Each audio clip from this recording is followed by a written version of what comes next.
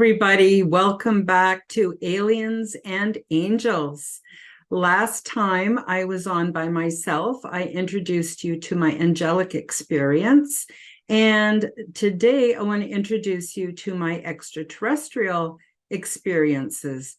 So where I left off last time was I had my angelic experience. That was around the mid-1990s. And then I had a series of what we would call unfortunate events happen in my life, but it turned out that they were with purpose, because what happened was it gave me a chance to learn how to work with my guides and how to be receptive and open so that when I had my ET experience, I was ready for it and I was able to do that kind of interdimensional travel. So as I said in my other podcast, I don't expect anyone to believe me. In fact, I encourage you not to believe what I say. I think that would be a lot healthier, a good place to start, because I want you to start building your own experiences. And once you see for yourself what is possible, maybe you will learn also from my experiences.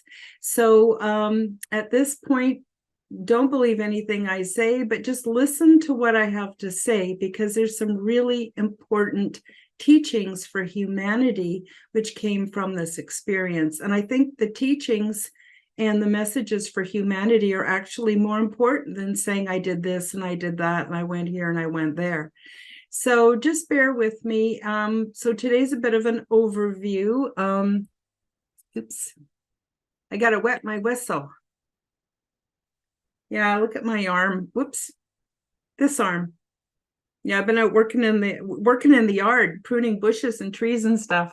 So if I look a little beat up, that's why, and it's not anything else.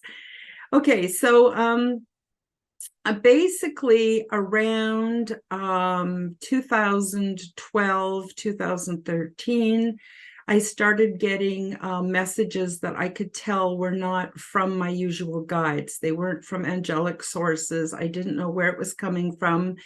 And I had had so much upheaval in my life due to, well, let's just say, among other things, I had a very badly botched surgery, and the surgeon almost killed me. And it took a long, long time to get better. And so I had issues like a very toxified body. I had gained 80 pounds in 1 week of my own waste material because there was leaks in my digestive system that he put there and didn't realize he put there. Unfortunately, in Canada, people think we have this really great health system. No, we don't. You have to sign a paper waiving them from, any liability before you go in. You trust the surgeon. You think he knows what he's doing. Things go terribly wrong. There's not a damn thing you can do about it. There isn't even aftercare when you get home from the hospital.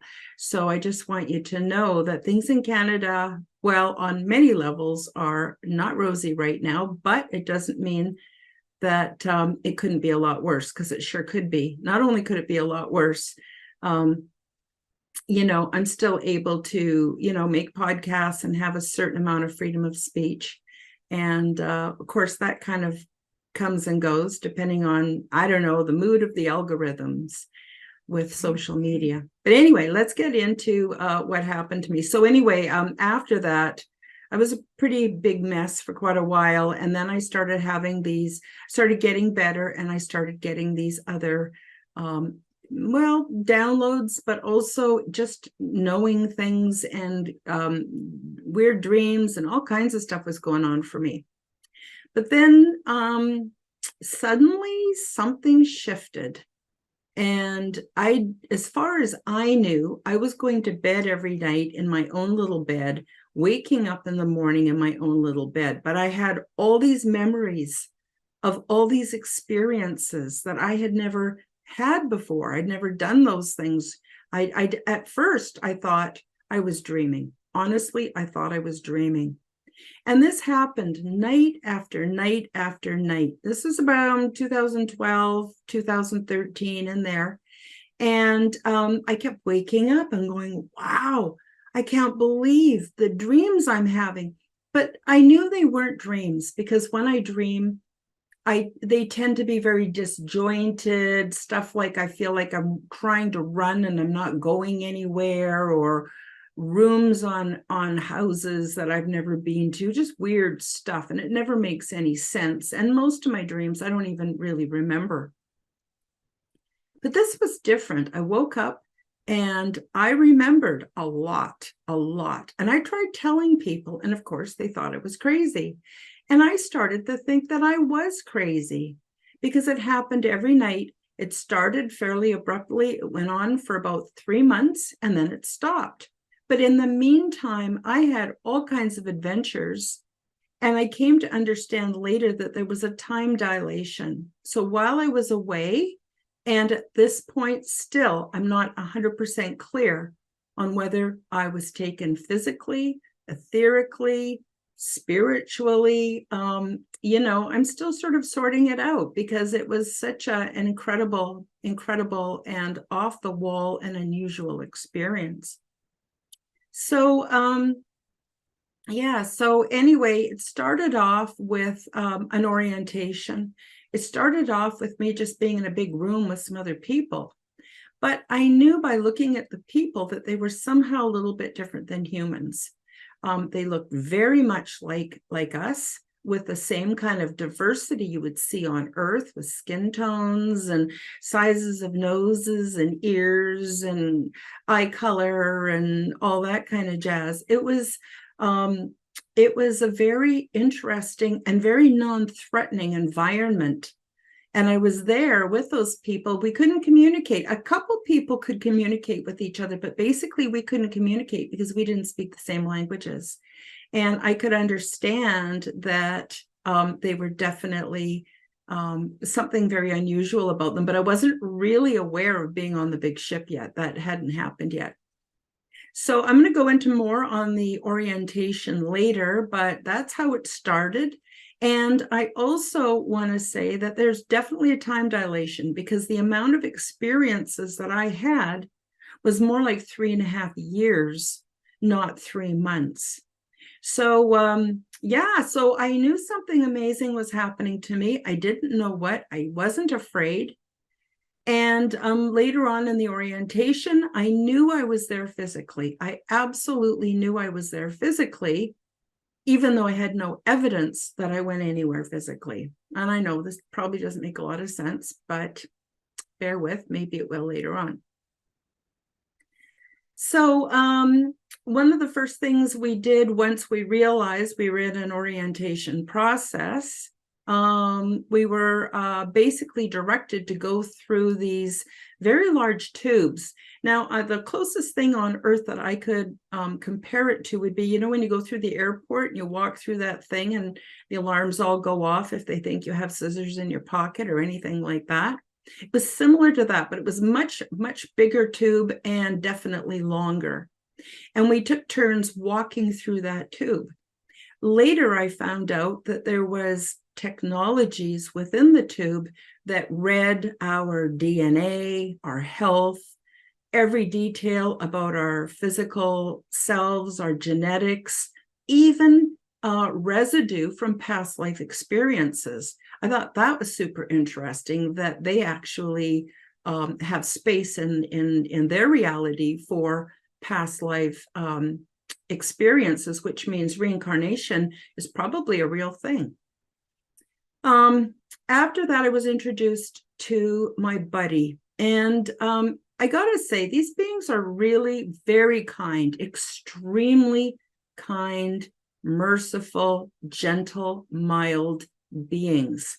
And they introduced me to my buddy, and oh my God, she was so gorgeous, much taller than me. I'm 5'6", almost 5'7", and the top of her legs came up to my waist. She had very long legs, very long arms. Most of them do have longer arms and legs than us, and sort of compact torsos. They're very fit. They're very, very healthy.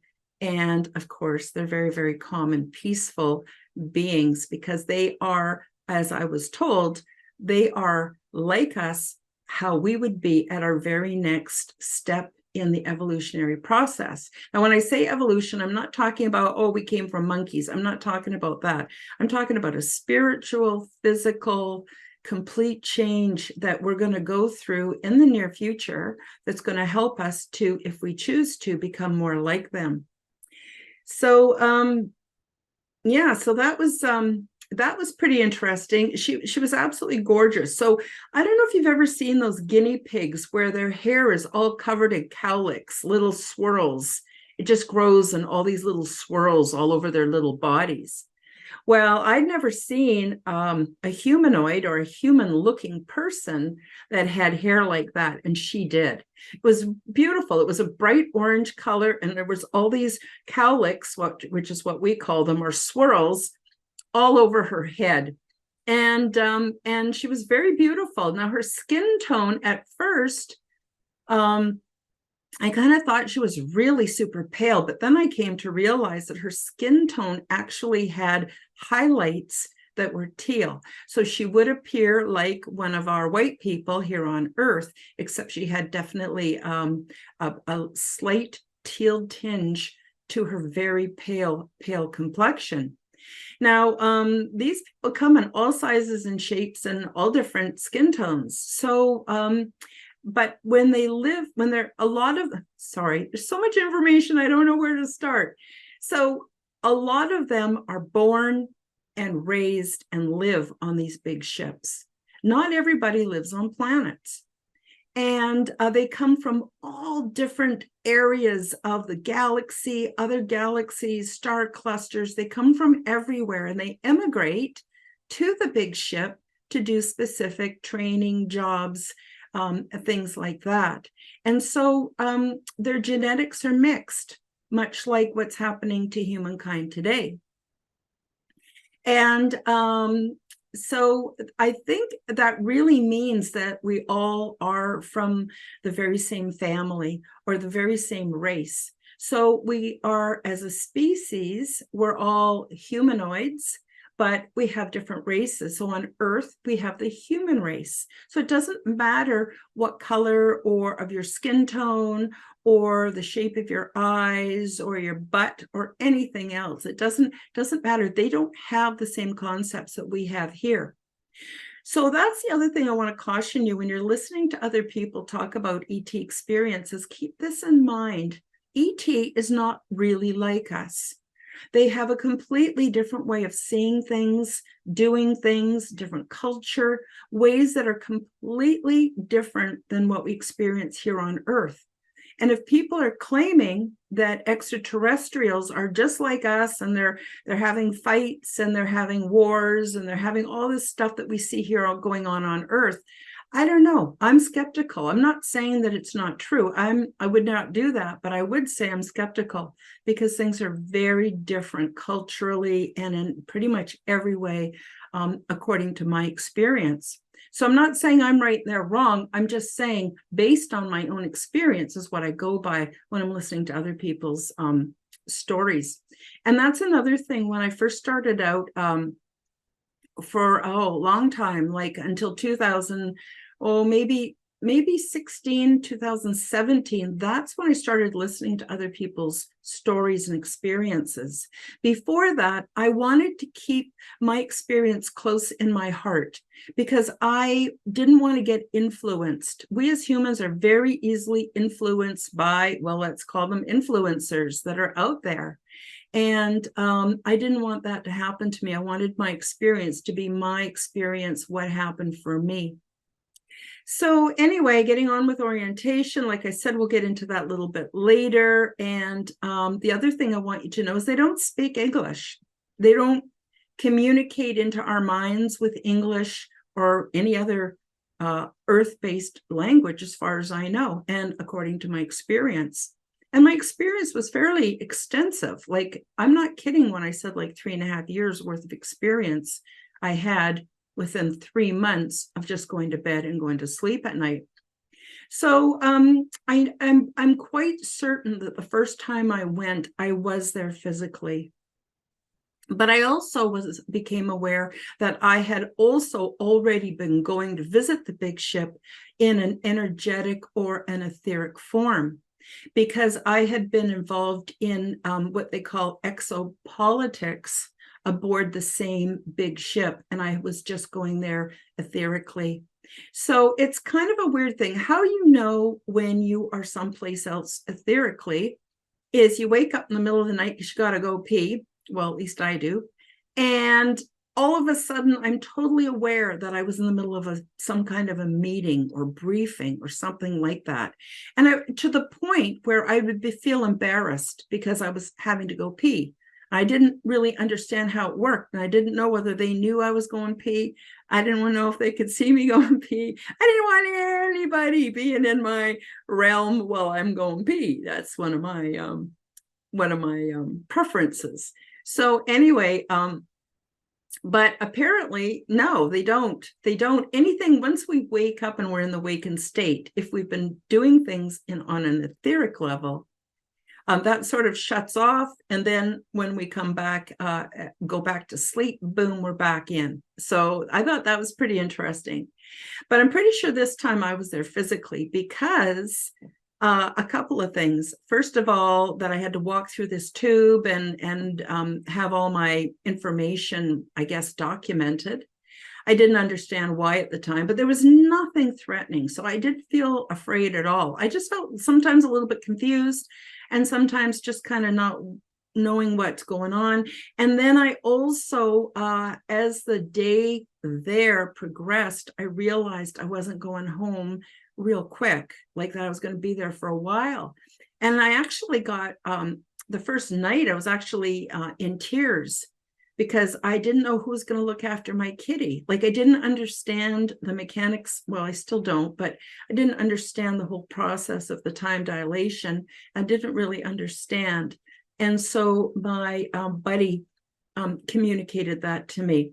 Now, when they communicate, and this is just based on my understanding of what happened, based on my filters. So, I'm not saying this is how it happens for everybody in all circumstances. This is just how it happened for me. And when we communicated at first, I didn't know how to communicate telepathically. And what I found out later is really interesting is these beings are very good at what they do, and they're able to actually communicate. They can run thought either privately or publicly or within just a few people, or they can keep it in the family. So there is privacy even within that method of communication. But when we get there, we're all messy. And especially when we find out we need to learn how to use telepathy. Now, they do have a device that you can wear that helps you to be better at it, I guess, for lack of a better term. And I didn't want to use that. I wanted to really learn the skill because I felt that it would just serve me. And so I didn't actually use that. But after we were done with orientation, we were walking down. This is the other thing. Everything on the big ship is spherical or tubular. I didn't see square edges, rooms, walls, anything like that. And I didn't see anything mechanical, which I thought was strange. Like you couldn't even tell where the light was coming from. Just everything seemed to illuminate the area that you're in. So anyway, we're walking down, I would call this a hallway or a corridor, but it's actually like a really big oval tube, another big oval kind of a tube, but well lit. And I didn't notice any smells or anything like that. Later on, I found out how the housekeeping gets done. It's an automatic system that's actually built right into the big ship. The big ship, by the way, is also alive. It's conscious, it's sentient, which makes this very, very interesting. So I do have a picture here I'm going to show you. I'm going to just very briefly, screen share to give you an idea of where these big ships actually hang out. So they're not really in a place. I know that sounds really weird. So I have here an image of a Venn diagram that I actually got off of the internet. And so you can see that there are some ovals. There's the A oval, the B, C, D, E, and they overlap. So if you can imagine these ovals as being different dimensional realities, and they overlap each other. And then there's all kinds of combinations, like here's BC, here's BCE, BE, BCDE, which is the overlap. So B, C, D, and E is all overlapped in this small place right here. And then in the centers where everybody overlaps, and that's where the ship hangs out. So that explains to me why there was different beings from different places, why I was able to be, I don't know if I was home sleeping in my bed. I honestly don't know. But if I was, this would be how that was done. And it would also explain how the ship could be sentient and alive and conscious, because it's coming from a different reality, or I guess a different reality or dimensional reality, or maybe multiverse, I don't know, than what humans are from. So of course, this would be a really kind of a foreign thing. So I just wanted to quickly show you that, because it's the best way that I can explain where the big ship is. And the big ships are massive. They're like a huge city. So if you have a city with like 5 million people, that would be how big this big ship was. Absolutely huge. So anyway, just getting a little bit back into my orientation with my guide. And so anyway, so we're going down this corridor, and I started to pick up sensations. I started to just pick up feelings. And the way they communicate is like, I don't know, a gestalt or a package of sensations. So it can include spontaneous knowing, where you just know the information without being taught or told. The communication can also be what we call downloads, where I don't know how to describe, I'm just going to say it how it feels. It's like I get a packet dropped into my brain, and it unfolds. It unfolds over real time, kind of like a holographic overlay that has the lesson in it.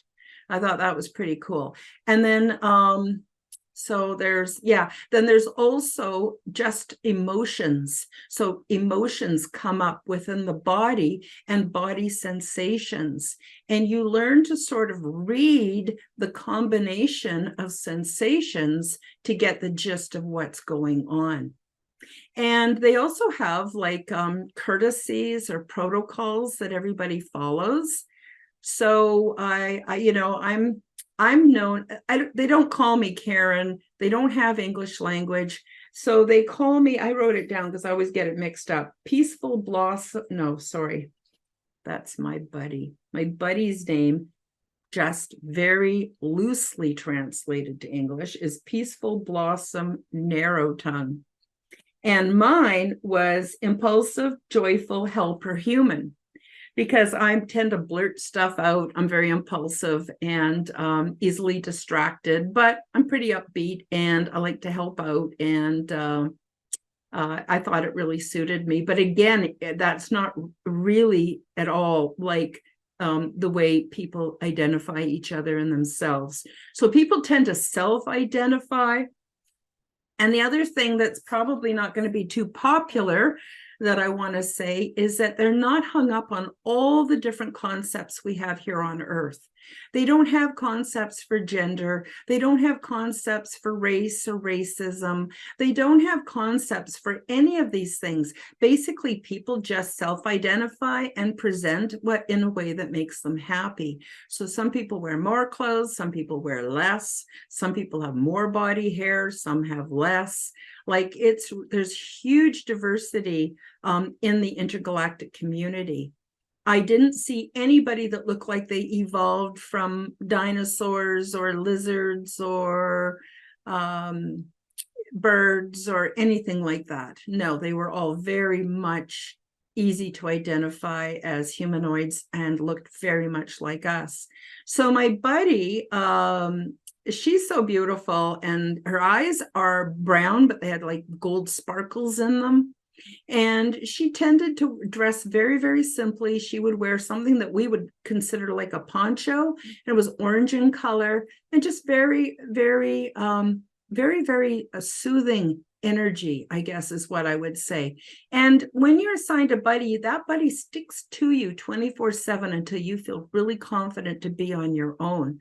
They will sleep in the same bed with you if that makes you feel more secure. In fact, we did the first, I don't know how long, maybe weeks. And it's not, that part was not sexual. So the other thing is keep tuning back, because one of these episodes, I'm actually going to cover love, sex, and reproduction on the big ship. That's another thing that a lot of people aren't really talking about. They're talking about hybrid babies and this and that, but this is much closer to the universal experiences that we have on Earth, with having children, and how that all goes. And the other thing too is these people live much longer than us. I would say at least 500 years. The first 100 years is when people will express themselves sexually, reproduce, have families, all that kind of stuff. But after about the first 100 years, no, they're not so much into any of that, because they're into a higher sort of a spiritual calling. And they're also into, educating and facilitating the intergalactic resettlement program and all that kind of stuff. Well, excuse me. So apparently her ancestors came from a planet where the people actually got their sustenance from the nectar of these huge tulip kind of shaped blossoms. That's how she got her name.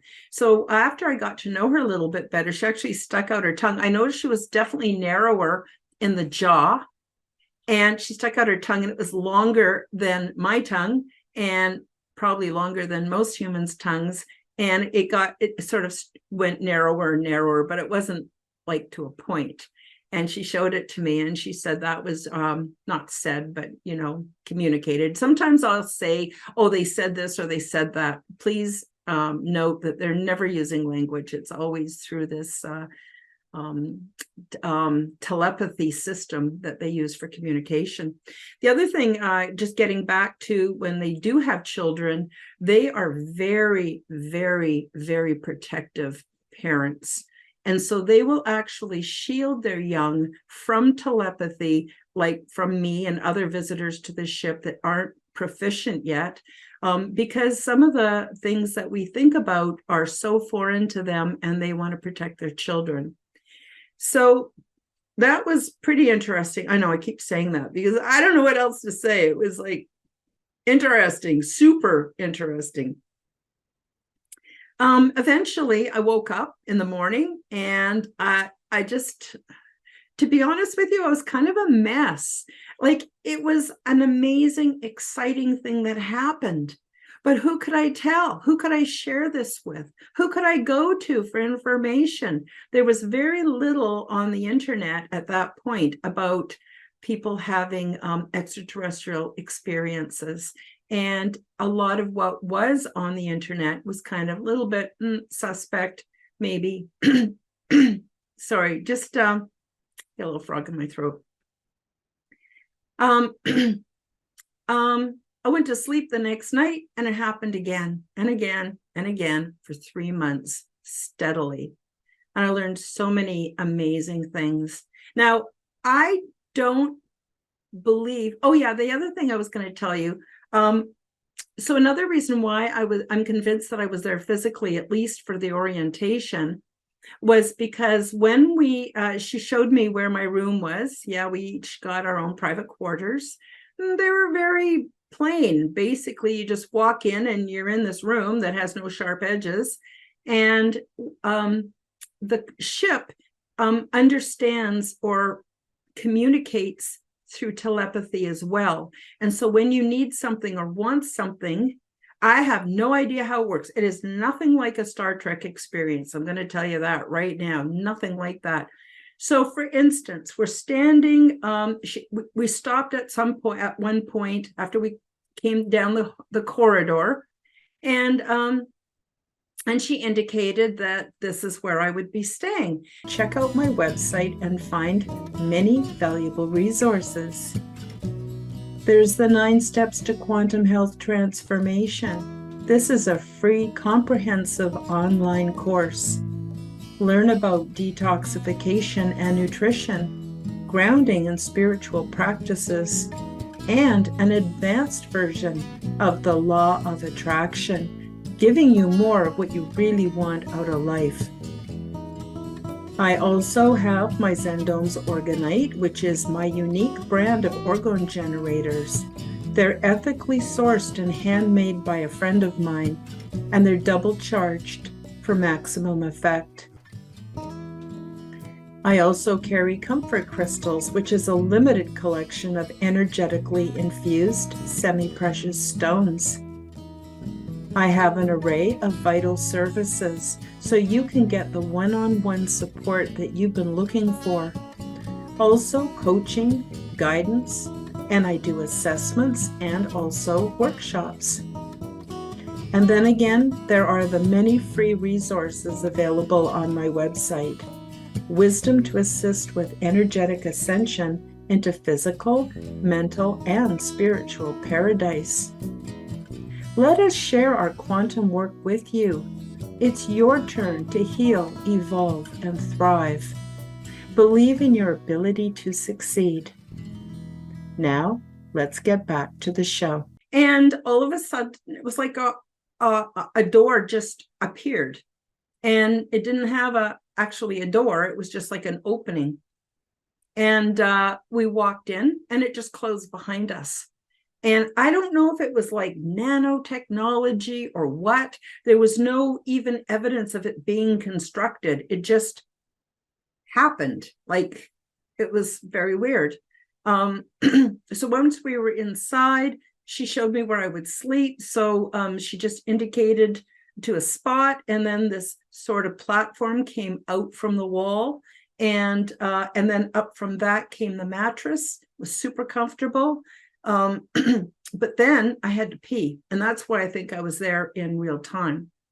And she knew right away, and she just indicated another area in the room, and a door just appeared, and I went through, and then it closed behind me. And I just said, I need to go pee. And all of a sudden, I was private in this little room. As far as I know, my buddy couldn't see me.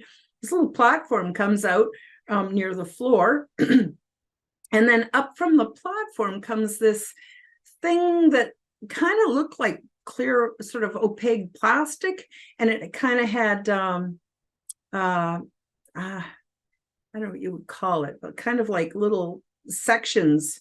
And it would just rose up, and it kind of made a little bit of an arc. And I realized that was where I was supposed to pee. So I kind of, okay. And I know this is probably too much information, but who else is talking about how you go to the bathroom on the big ship, you know? So anyway, so I just sort of dropped my drawers and leaned back into this thing, and it just was like a perfect fit. And I went pee. And then afterwards, I noticed it was like a little puff of air, and I was clean and dry. I didn't have to do anything. And then this thing just kind of went back down into the platform, and then the platform went back into the wall. And you couldn't even tell, like when you looked at the wall, that there was actually a platform that slid out from there. And the next thing I knew, there was another platform came out, and then sort of a basin formed, and fluid filled the basin, and I just sort of washed my hands. I don't know if it was water. I don't think it was. I think it's the same solution that we had in the mornings when we went for our morning bath. Yeah, so that was the other thing. Every morning we would go and we would go to the baths. That's how everybody starts their day. And so there's a fluid. Okay, I got to back up here. Everything on the ship is recycled. Okay, so everything at the end of the day, you just throw it in a sort of a chute, and in the next morning, whatever you want is waiting there that's freshly made for you. And apparently all this stuff goes into what I would call their sewer system, for lack of a better term. And there's bugs, these big bugs that live in there, and they are happy as can be. This is their beautiful natural environment, and they digest everything, and it becomes a fluid. Now, the fluid then can be used similar to a 3D printer with fluid to create what you want for the next day, what you want to wear, or tools you might need, or anything like that. I have no idea how they got them into my room, but every morning I had this little dresser, and there'd be like seriously drawers, just like what we have here. And I would open the drawer and my clothes would be there waiting, clean, everything perfect. So anyway, in the morning, what we would do is we'd go to the bath. So this fluid not only bathes us, it also provides all the fluid for the hydroponic system, because they grow all their food on the big ship. They don't have replicators. They would never use something like that. All the food grows, and it's real food that's been brought from all over. And they do really interesting things with the food too. So although they are vegan on the big ship, they create all kinds of things that are similar to cheeses and chutneys, and similar to probiotic things and protein things. And it's kind of like everybody has their little specialty, what they want to make, and then they all share everything when we go and we eat. And we usually eat in small groups. It's a very relaxed. We even recline while we're eating, kind of Roman style. But anyway, getting back to the baths. So when we go into the baths, we're all naked. We all are naked, and everybody can see what everybody looks like. And, you know, after about the first 5 minutes, who cares? Like, you know what I mean? There's no shame. There's no guilt. There's no pervy business going on. Nothing like that. Just very relaxing, very, very relaxing. So you woke up, you go to the baths, it's very relaxing. You're there with people who you become very fond of very quickly. They're absolutely lovely. And you just soak, and we don't even really talk. More, we kind of slip into this deep sense of relaxation. And we just hang out together. It's very beautiful. And we stay as long as we want. Afterwards, similar to on Earth, the female or feminine beings tend to get together and work on grooming. They help groom each other. So, you know, whatever you want done with your hair, you want a massage, and everybody just helps everybody. And it's really very peaceful. And because we don't have to speak and make a plan, you just sort of fall into the groove. And some of the masculine beings also will come and join us, and sometimes they'll go off and do their own thing. There is a slight gender difference, but nobody kind of talks about it. Or, well, some are more gender neutral looking than others, for sure. But nobody, you know, is into self-identity. Oh, I'm this, I'm that. No, nobody cares. You know, are you a good person? Are you loving? Or do you have a love in your heart? That's the sort of more important thing here. And so that's sort of how it went. Let's see how I am for time. Oh, I got a little bit more time.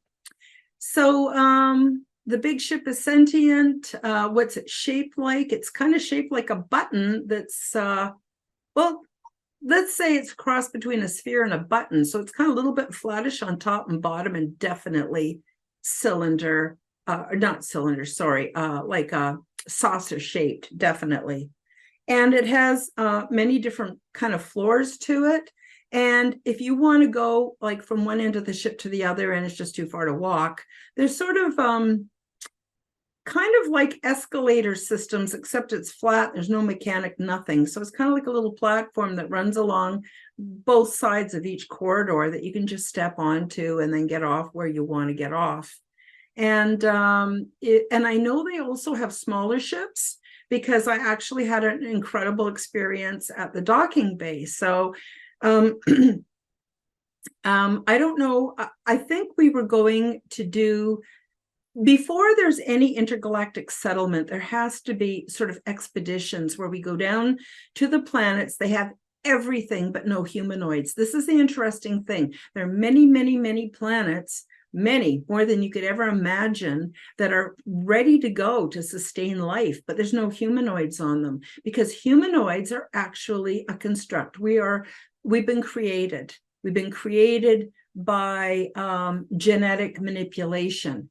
And so basically we're living on planets, and sometimes they have ice ages, or they have like comets hit them, or who knows what. Planets are not the safest places to live. They go through periods of stability, but they go through periods where, there could be extinction level events, sometimes caused by humans or humanoids. So before a planet gets settled, it has to have a bit of research done on it, because you can't just take beings from one planet and throw them on another. It doesn't work that way. We have biological needs that pin us to our planet of origin. We have frequency needs, like the Schumann resonance. We need to have that. We can't just go to another star system and move into another planet. It won't work. But getting back to the expedition, so what we do is we just gather data. So all we do is we gather information, we gather data, and then we report back, and everything goes into what is like a computer system. It's the big ship, and then that information is then used to discern what's the best way to have beings go on the ship. The other thing too is they don't just evacuate people when they're in crisis. They don't do that. If you haven't done the personal, physical, mental and spiritual work, and are awakened to what's going on your planet and how things could be different, and be willing to do things differently, then you might become a candidate.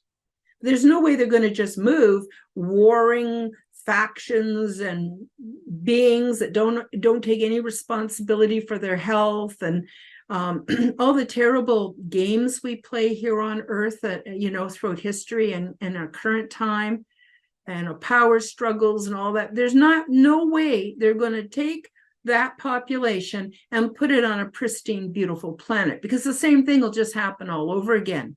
And there's no way they're going to just evacuate us onto these big ships, because we would be so disturbing in our selfishness and in our thinking and the way we perceive things, that it would not be good. Yes, they could shield, but why bother? Why not wait until humans are at the point where we're mature enough to be able to be willing to take the training and the evolution, or we're just doing it already on our own?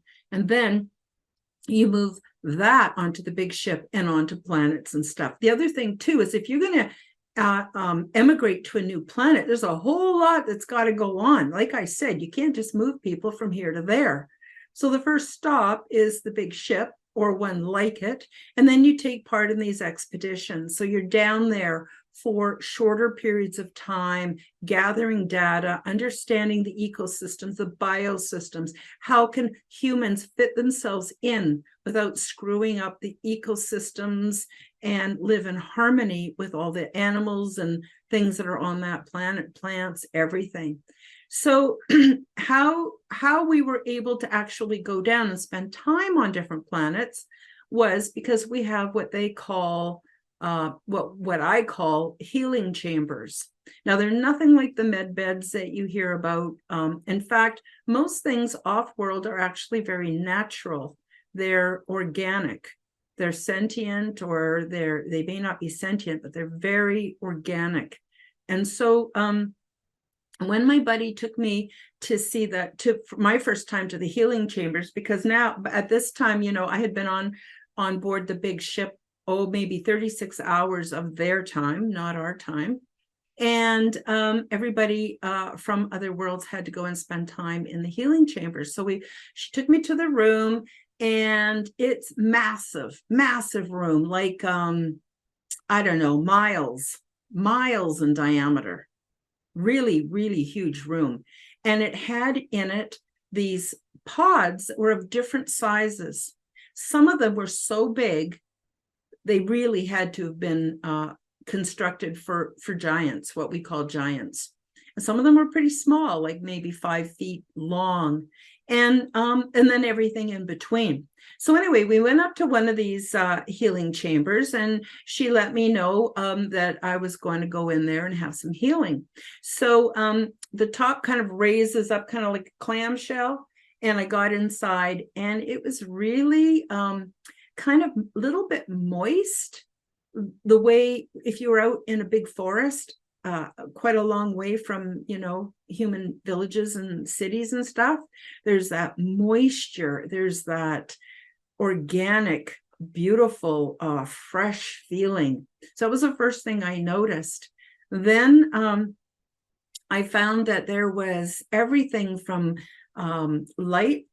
subtle lighting and sounds that were similar to music and different sensations. And what the combination of all of this, what it was doing was healing my body and preparing my body so that I could meet the requirements when I eventually did go down and take part in some of this expedition work. And I don't know how long I was in there, because quite frankly, I fell asleep. And then the next thing I know, the lid is going up and she's smiling, and I'm going, oh my God, I feel so good. And I get out of there. And that's how they recondition. It actually not only affects our DNA, but it definitely affects our physiology, our biology, and prepares us to deal with more or less oxygen, more or less gravity, maybe the different foods that are there, all kinds of things. Everything had to be taken into consideration. Oh, I forgot. I was telling you about going down to the docking bay. Okay, how I know there was some small ships, which I'm assuming took us onto these expeditions. But you got to know, space-time travel is really different than here. Really different. You don't travel from point A to point B. Point A becomes point B. It's really cool. But anyway, so I don't know why, but I was leaving, and we're going down to these smaller ships. And there's sort of like like a drop off that just goes straight down, like for 2 kilometers, pretty far. And then along, when you're getting out of a swimming pool, there's these metal bars that kind of loop over, and you hang on to them while you're going up the steps. Okay, it was similar to that, except what people did was they would just turn around and step off the ledge, and you'd expect them to fall, but they don't. And they just sort of get captured by some kind of anti-gravity technology. And then they put their hands around these bars, and depending on how tight they squeeze or how loose they squeeze, that dictates how fast you're going to go down. So I watched a few people go down, and I went, okay, it's my turn. And I was feeling kind of cheeky, and so I got on there, and there's no harm. When you get to the bottom, you don't even notice an impact. There's just kind of like a little poof, and you step off. It's really cool. So I decided I wanted to see how fast I could go. And since it's a long ways down, it was like so much fun. So I just squeezed it and let it go. And I'm just squealing like if I was on the roller coaster or something like that. And the woman that was waiting to come down behind me, she jumped on, except she came down head first and I was feet first. So our faces, we could see each other, right? And she came screaming down after me like she was chasing me, and I was squealing and laughing, and she was squealing and laughing, and I get to the bottom of like a little poof, and I step off, and then she just turns herself right around and then hits the bottom, and then poof, and then she's off too. But I don't remember what happened after that. So that's the other thing. I don't have all my memories.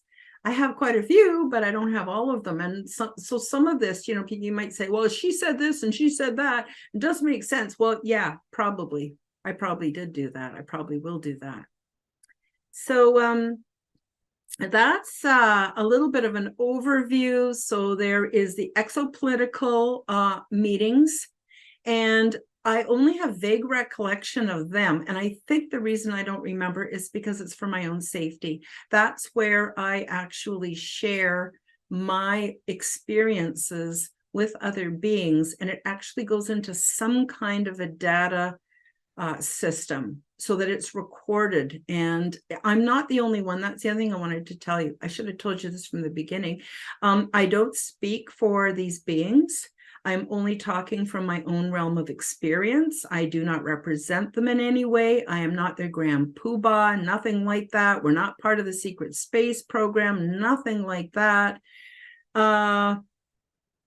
Yeah, so I just wanted you to be really clear about that. I'm not affiliated or associated with any other groups or philosophies, no religions, no nothing. I'm just little old me. This is what happened to me, and I'm telling you about it. And I'm hoping you're going to glean some important information that will help you in your own life as I talk more about my experiences.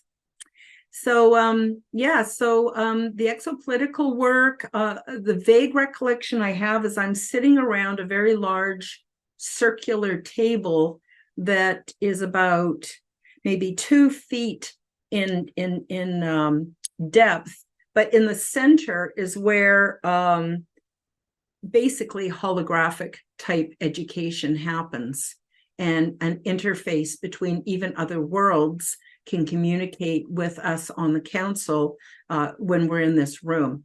I don't know how it works. I have no idea. But like I said, a few times I woke up and I have to go pee, and oh my gosh, I'm totally in the middle of a meeting. I'll just tell you what one of those meetings was like. One of those meetings, I have seen grays for sure once when I was working on a podcast about how we shouldn't judge an extraterrestrial by the way it looks, and how Earth is very much falling for people that look attractive and maybe more disbelieving of people who we think are ugly. And in other worlds, it's not at all like that. And I also have never, met any reptilians or blue avians or nothing like that. All the stories that are coming out of what's going on in our solar system, I have no experience with at all. I am somewhere else entirely, a very, very far way away, and not even fully in this dimensional reality.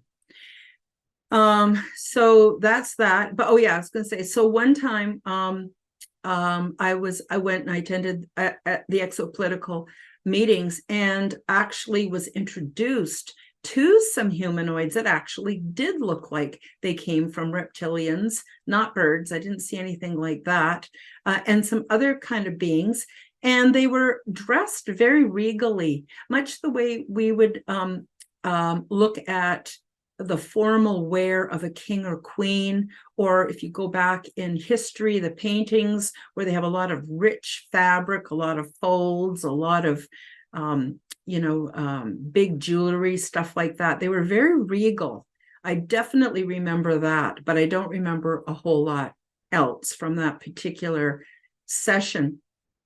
So the other thing is, there are millions of humans who are taken to do this kind of work, but most of us don't remember. And the reason we don't remember is because it's not in our best interest to remember. Trust me, from someone who has a lot of her memories, I think the only other person I know who's fully conscious is Dolly Saffron, and she's going to be on the show actually in a couple of weeks. So that'll be pretty interesting.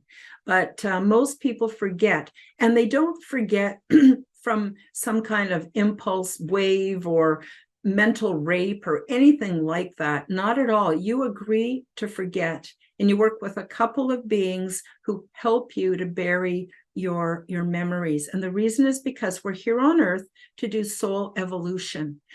Each one of us has a special journey. Whether we screw it up or waste it or not is up to us. But we all have a sacred journey when we're here on Earth, and nothing can really interfere with that.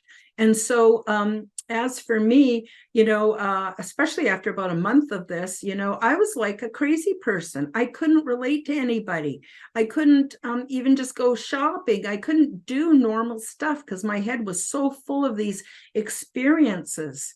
And I regret that I didn't dictate into into a microphone or I should say a recorder or anything like that right when it was happening. But honestly, I didn't know if I was crazy or not. I didn't know if I was imagining it. I didn't know if I was dreaming it. Like, it really took me years to synthesize the memories, the impressions, everything, and be able to put it into a bit of a story form. And I'm about half finished my book, and I'm really going to get busy on that. Because I'd love you to have the information. That's why it's really important. And the information that I learned and that I gleaned and that I gathered can really help humanity. It's really helped me a lot. I don't see why it wouldn't help everybody else too. So the other part of being on the big ship is, like I said, these expeditions, and you would participate in this before you would be able to immigrate to a planet. You take part, you take responsibility in how your future world is going to be. And you want it to be harmonious and peaceful and beautiful. Why not?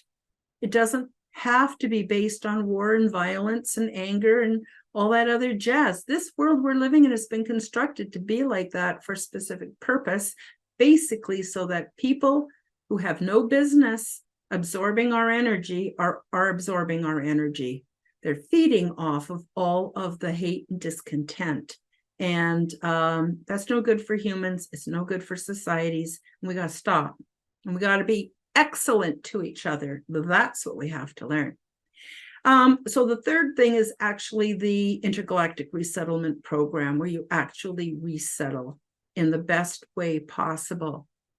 And as I mentioned before, they're not going to come rescue us. We got to solve our own issues. And by doing that, we're going to build personal and collective integrity.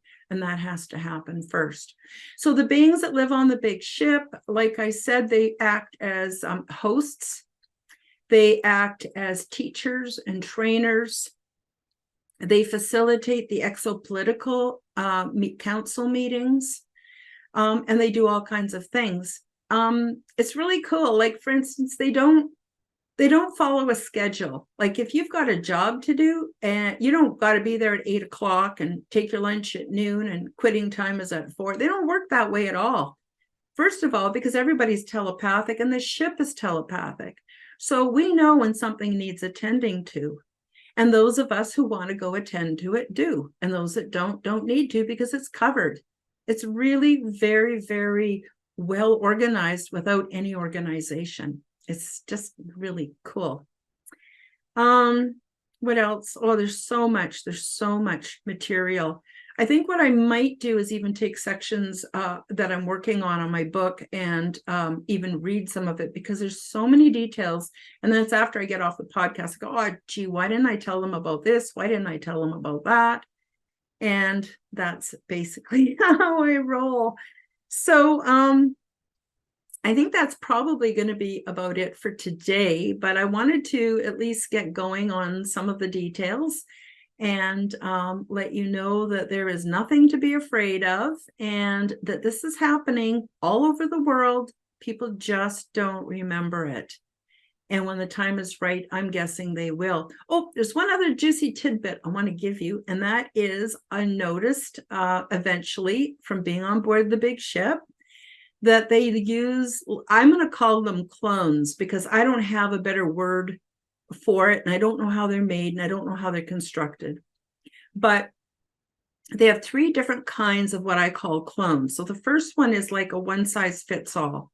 And you can go there etherically and just operate one of these clones. Meanwhile, your body is left in bed sleeping at home. And even though they're basically identical, you can easily tell people apart. We have different mannerisms, different ways of holding our body, talking, and of course, the whole telepathy thing.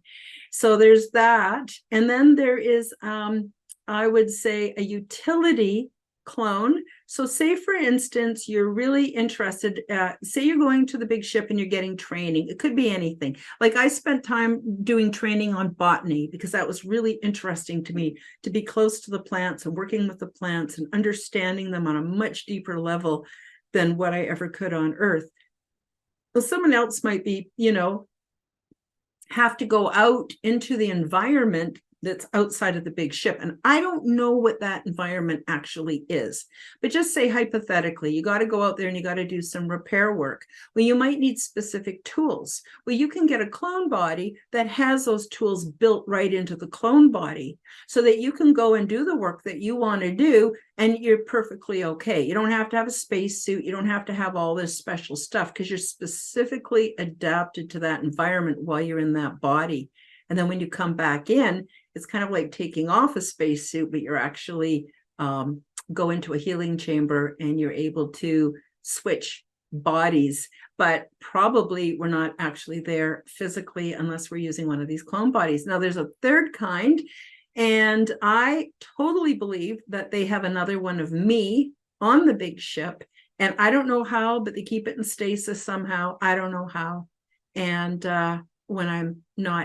when I'm needed there, I can go there and leave my body at home. And my body still is working, my heart's pumping. And, your body has an actual intelligence. Often we call it the meat wagon or the meat suit or the environment suit, but we don't really give credit to the body as being an actual physical living thing on its own, even if you took our consciousness away. It's a beautiful system.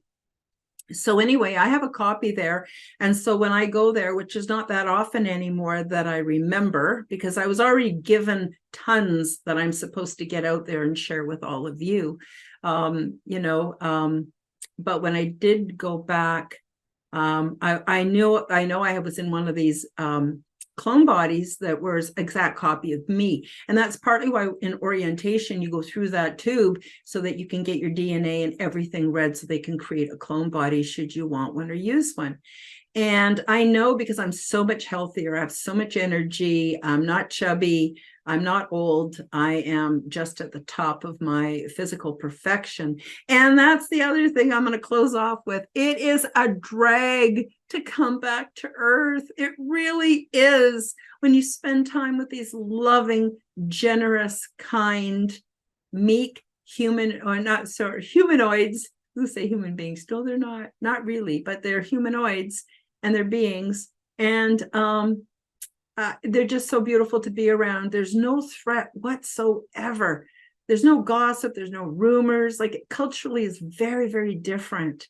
And then when you come back and you wake up and it's like, oh shit, I'm back. It's very hard. In fact, I've never really reintegrated myself into society. I don't have any patience for the bullshit, basically. There are a few people are really quite lovely, but the comparison, it's really hard to come back. It's really hard to come back. But I'm back and I'm doing what I'm supposed to do. And one of the things that also came from this was the Quantum Health Transformation Program. That's an absolute free program that you can use to kickstart your awakening process, to kickstart detoxifying from this world, from the construct, but also your body needs to detoxify. Everything's poisonous. And it's a real travesty and a real waste of a perfectly good race of beings, us, but also the planet itself. And so there's going to be a whole lot of things that are going to change, but we might see things get a bit worse before they get better. So hang on your hats, everybody. So and that's another reason why we agree to forget, because it's really hard to fit in. You can't imagine people's reactions to me. They just think I'm a complete nutter. And I don't care, whatever. Once they experience it, they will have a different opinion. And, a lot of things, it's like walking a mile in someone's moccasins, until you've done that, you don't really know what their life is like. And the same thing goes for us. But anyway, I think that's enough for today. And I'll be back with more installments on my extraterrestrial experiences. And so I'm hoping you have a really good week coming up. I live in Alberta, Canada. We've got massive forest fires, northern Alberta. We're getting the smoke down here in Red Deer, and I hope everybody's going to be okay. It's a crazy, crazy, whacked out world we live in. It's just surprise after surprise. But keep the faith, folks. You're doing great. I'm proud of you, and we can do this. And I just want to give you much light and love, and I'll talk to you again on Aliens and Angels. Bye-bye for now.